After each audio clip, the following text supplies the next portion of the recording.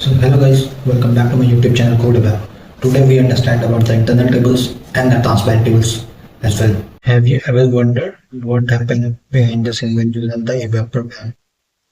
Two tables running secretly. One is stored the data in the database. The other one is stored in program memory. Let's decode it. The first one is transparent table. Transparent table is, as you know, it's like a permanent house.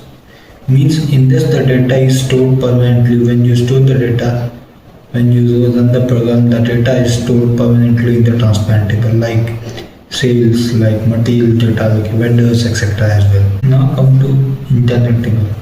Internal table is a temporary database table which is used to store multiple data records, but it is a temporary, as you know, means data is stored. You can play with that data. You can fetch the data from the database. You can play it. You can run the code.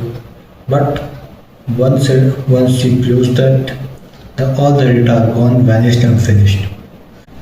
So remember, next time when you code in a web, make sure that transparent table stores data permanently and internal table only process it.